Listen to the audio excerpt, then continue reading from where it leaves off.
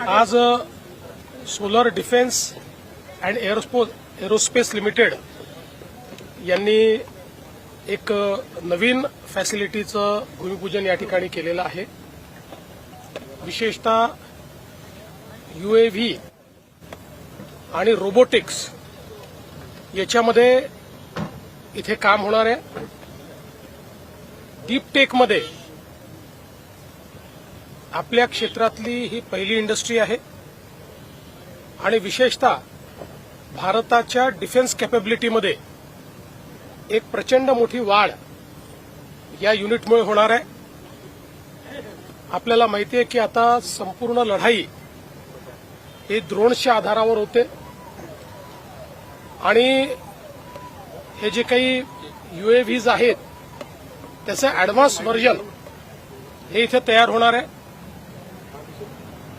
ज्या ठिकाणी -40 degree temperature असतं अशा ठिकाणी देखील आपले सैनिक रक्षण करत असतात, पण आता त्या ठिकाणी रोबोट्सच्या माध्यमातून देखील आपल्याला रक्षण व्यवस्था उभी करता येईल अशा प्रकारचे ॲडव्हान्स रोबोट्स हे देखील या ठिकाणी तयार होणार आहेत।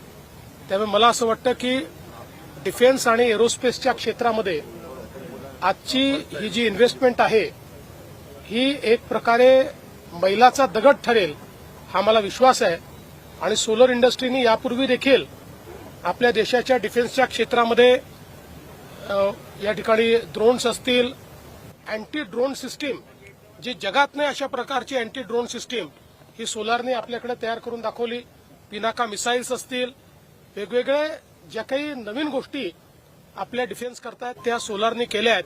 त्यामुळे मला विश्वास आहे की आजचा हा प्रोजेक्ट केवळ नागपूरलाच नाही तर महाराष्ट्राला देशाच्या डिफेन्स कॅपेबिलिटीमध्ये एक महत्वाचं स्थान म्हणून या ठिकाणी निर्माण करेल। आत्मनिर्भरतेकडे एक महत्वाचं वाटचाल वाटते तुम्हाला?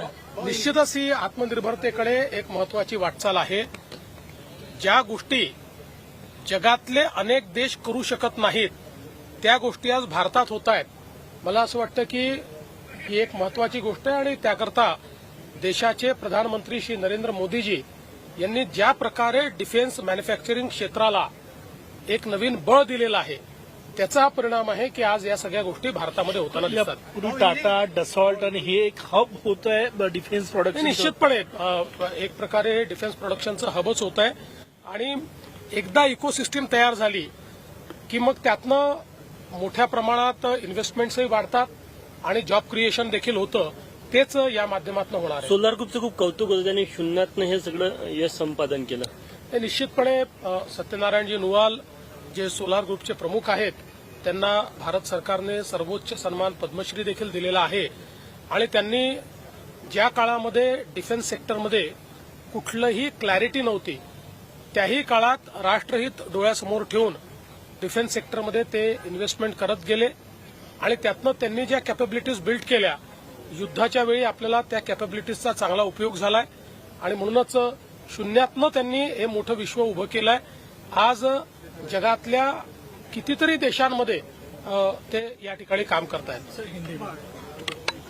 मुझे बहुत खुशी है कि सोलार इंडस्ट्री की ओर से डिफेंस और एरोस्पेस के क्षेत्र में आज एक नई पहल की गई है। विशेष रूप से यूएवी और रोबोटिक्स इस क्षेत्र में एक नई फैसिलिटी का निर्माण किया गया है। एक बहुत ही state of art deep tech का उपयोग करने वाली अपने आप में पहली फैसिलिटी होगी और हमारी सामरिक ताकत को बढ़ाने का काम ये फैसिलिटी करेगी। देश के जो सारी हमारी सामरिक सज्जता है उसमें इसके माध्यम से एक बहुत बड़ा फायदा मिलेगा, क्योंकि हम लोग देख रहे हैं कि अब युद्ध ये केवल तकनीक के आधार पर लड़ा जाता है और तकनीक में भी अभी एडवांस मैन्युफैक्चरिंग और डीप टेक का उपयोग होता है, एआई का उपयोग होता है। वो सारी चीजें पहली बार यहाँ पर नागपुर में हो रही है। ये केवल नागपुर के लिए नहीं पूरे देश के लिए बहुत फख्र की बात है। थँक्यू। मराठी बातम्यांसाठी जन्मत लाईव्हला लाईक करा, सबस्क्राईब करा आणि बेल आयकॉनला दाबायला विसरू नका।